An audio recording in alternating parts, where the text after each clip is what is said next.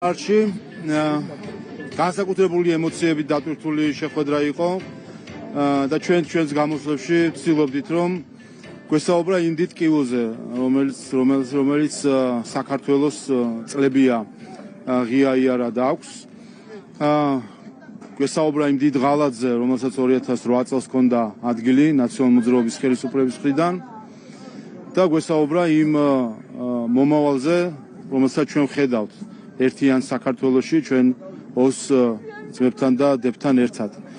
ეს არის ის პირობა, რომელსაც ჩვენ ვაძლევთ ჩვენს მოსახლეობას, რომ ყველა ის ღალატი, რაც ჩადენილი იყო 2008 წელს, ამას ყველაფერს ჩავეძიებით და ქართველი ხალხი მიიღებს ყველა კითხვაზე პასუხს და ეს რა თქმა უნდა არის მნიშვნელოვანი იმისთვის, რომ ნდობა ჩვენს ოს თანამოქალაქეებთან აღდგეს იმისთვის რომ ჩვენ ერთიანი ქართული სახელმწიფო ვაშენოთ რომელიც ერთი დიდი ევროპული ოჯახის წევრი გახდეს. ეს გივი მიქანაკის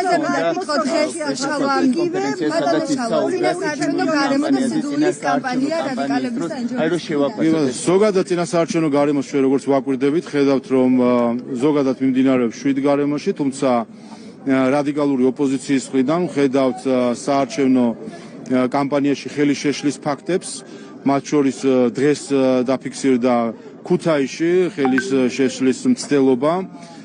ეს არის ხა ის ნირი რაც აქვს ნაციონალურ მოძრაობას და ზოგადად ოპოზიციას.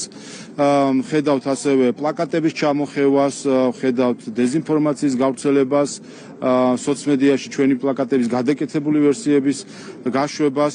ხედავთ ასევე ასე ვთქვათ ნეგატიური კამპანიის წარმოებას ოპოზიციის მხრიდან და რაც მთავარ რამეს რასაც ხედავთ რომ ამაზე ყველაფერზე თვალს ხუჭავენ ადგილობრივი დამკვირვებელი NGO-ები.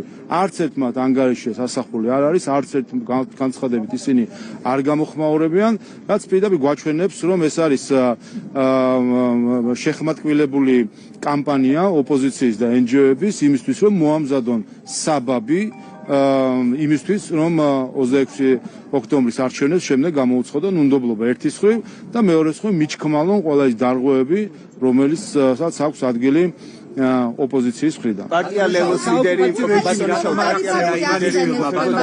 ბერლინში პანელურ დისკუსიაში და მონაწილეობას და მასთან ერთად ამ დისკუსიაში მონაწილეობდა ეკა ტყეშელაშვილი, ნაციონალური მოძრაობის ესე ვთქვათ ყოფილი თანამდებობის პირი. სასაუბრო თემა იყო 26 ოქტომბრის არჩევნები. რას უკავშირებთ ამ ყველაფერს თქვენ?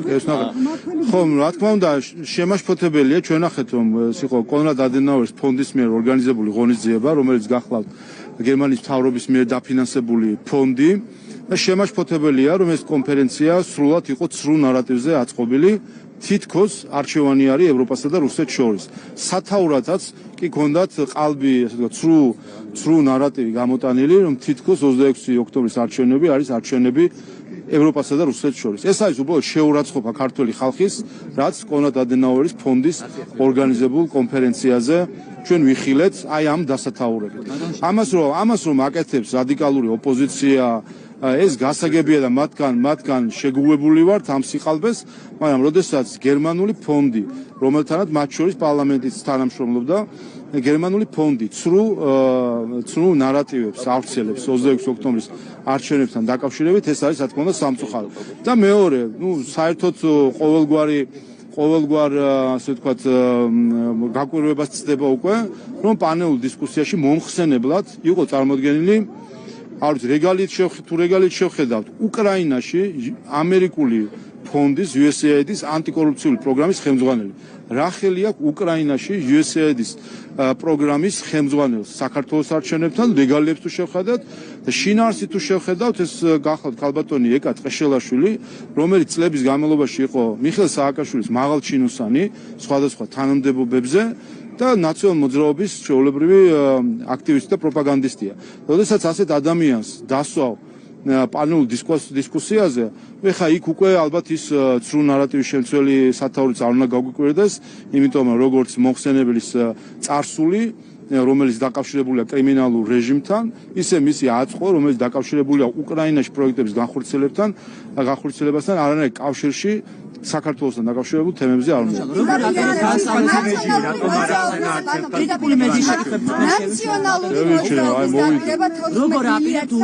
აი ამას უპასუხებ და მე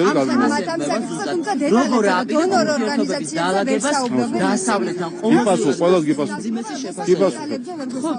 აუცილებლად გიპასუხ.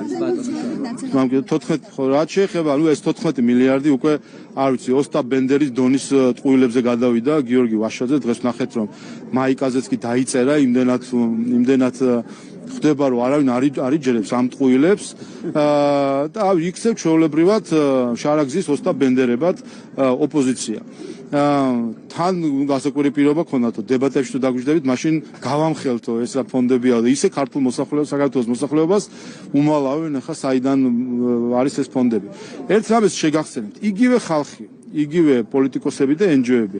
კანდიდატის სტატუსი რომ არ მოგვანიჭეს, მაშინ ქონდათ მთელი წივილკივილი ატეხილი, რომ არ იქა მილიონები დავკარგეთ, რომელიც კანდიდატის სტატუსთან მონიჭებით უნდა თურმე მოეცა ჩვენთვის. მივიღეთ კანდიდატის სტატუსი დეკემბერში. სად არის ეს მილიონები? ჯერ ამას ველოდებით. იქნებ აქედან დაიწყონ, რომ სად არის მოითხოვონ ის მილიონები, რომელიც გვეკუთვნის თურმე და არ მოუციათ და შემდეგ გადავიდნენ მილიარდებს. როგორ აპირებ ურთიერთობების დაალაგებას დასავლეთთან? ყოველდღიურად გვესმის პარტნიორებისგან მძიმე შეფასებები, რომ ქართული ოცნების ხელისუფლება შორდება დასავლეთს და ქვეყანაში ამყარებს დიქტატურას. რის იმედი გაქვთ, როგორ უნდა დაალაგოთ ურთიერთობები? ურთიერთობებს ყავს ორი მხარე. ამიტომ უპირველეს ყოვლისა იმ ქვეყნებმა, რომელიც სრულ ნარატივს აფცელებენ საქართველოს წინააღმდეგ, უნდა დაალაგონ ურთიერთობები ქართულ ხალხთან.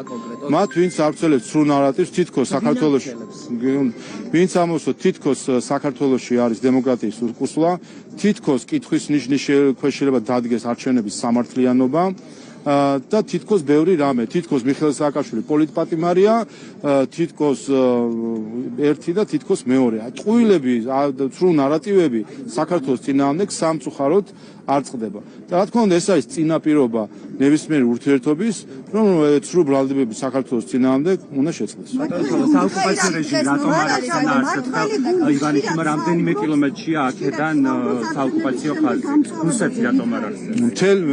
ბიძინა ივანიშვილის მთელი სიტყვა იყო აწყობილი ზუსტად ჩვენი ტერიტორიული მთლიანობის საკითხზე და იმაზე თუ როგორ გვესახება ჩვენ ამ ტერიტორიული მთლიანობის აღდგენა და უპირველეს ყოვლისა სწორედ მისი მიმართვა მათ შორის ეხებოდა ჩვენს ოს თანამოქალაქეებს, რომლებიც საოკუპაციო ხაზს მიღმა არიან. ამიტომ ეს არის მნიშვნელოვანი.